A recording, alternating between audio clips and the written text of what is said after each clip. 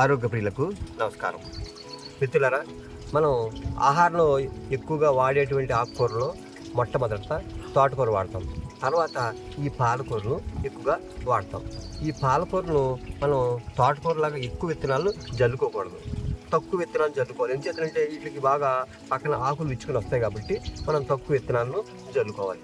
ఈ విత్తనాలు జల్లుకున్న తర్వాత దీన్ని తోటకూరలాగా మొత్తం మనం మొక్కలను తొలగించక్కర్లేదు. మనం కావాల్సినటువంటి ఆకుల్ని మనం ఇలా కోసుకుంటున్నట్లయితే కనుక మళ్ళీ ఆకులు పుట్టుకొస్తూ ఉంటాయి. అంచేతన మనకి ఈ మొత్తం మొక్కను కూడా తొలగించక్కర్లేదు.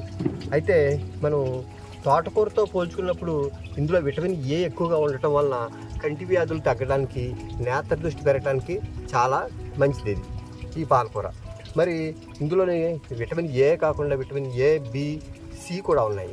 ఇందులో మరి సున్నం శాతం కూడా ఎక్కువగా ఉంది. దీనివల్ల మనకి కీళ్ళ వ్యాధులు, నరాల వ్యాధులు కూడా అన్నీ కూడా శుభ్రంగా తగ్గుతాయి. దీనివల్ల మనకి జీర్ణశక్తి కూడా చాలా బాగుంటుంది. కాకపోతే మనం దీన్ని టమాటాలో కలిపి వండకూడదు. అలా వండట్లేదు కనుక కిడ్నీ రాళ్ళు అనేవి ఏర్పడుతూ ఉంటాయి. దీన్ని మనం పప్పులో కలుపు కూరగా కూడా వాడుకోవచ్చు, లేదా వేపుడుగా వాడుకోవచ్చు. ఇంకా మనం గారెలు వేసుకున్నా, లేకపోతే చపాతీలు వేసుకున్నా అందులో కూడా వీటిని కలిపి వేసుకున్నట్లయితే కనుక చాలా క్రిస్పీగా వస్తాయి. ఆరోగ్యకరమైనటువంటి ఇలాంటి ఆకుకూరల్ని మనం ఇంట్లో పెంచుకుని చేయడం వలన మంచి సంపూర్ణమైన ఆరోగ్యాన్ని పొందగలం. మీకు ఈ వీడియో నచ్చినట్లయితే కనుక తప్పక లైక్ కొట్టండి.